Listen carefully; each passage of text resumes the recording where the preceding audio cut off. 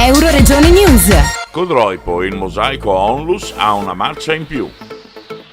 Inaugurata la vettura consegnata al mosaico di Codroipo per gli spostamenti degli ospiti disabili, il presidente Pierangelo Defend ha ringraziato il promotore del progetto Mobilità Garantita PMG Italia, Paolo Giacomelli, che con il sindaco Fabio Marchetti hanno tagliato il nastro e scoperto il doblò bianco, con tutti gli sponsor locali che hanno contribuito all'acquisto. Siamo al Mosaico, il centro diurno per persone con disabilità a Codroipo.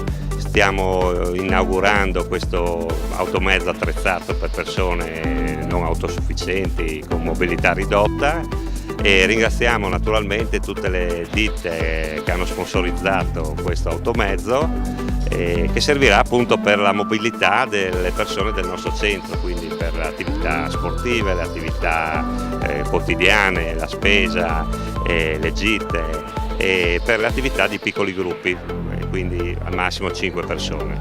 Allora, grazie alla collaborazione con la PMR Italia e il Comune di Codroipo abbiamo avuto la possibilità di accedere a questo progetto di mobilità sostenibile e quindi grazie alle aziende soprattutto che hanno sponsorizzato questo progetto siamo riusciti ad avere questo pulmino.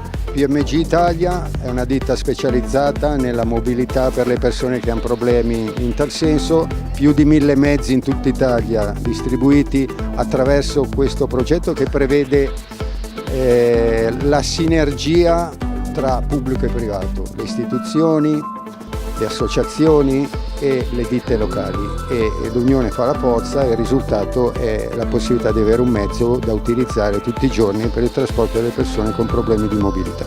Dal lato pratico noi visitiamo tutte le aziende locali cercando di sensibilizzarle, facendo capire l'importanza di questo progetto e le aziende attraverso il loro lavoro e la loro sensibilità sponsorizzano l'iniziativa.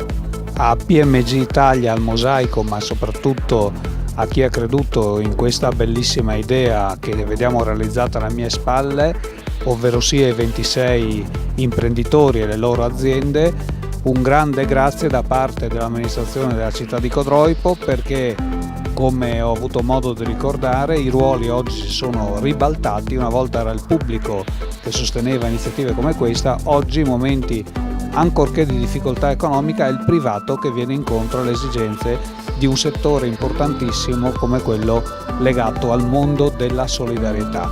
Questo è l'intento che vediamo realizzato e che oggi si concretizza in questa bellissima iniziativa che spero si possa ripetere per altre realtà presenti sul nostro territorio. Grazie ancora PMG. Dal Medio Friuli per Euroregione News, Marco Mascioni. Euroregione News.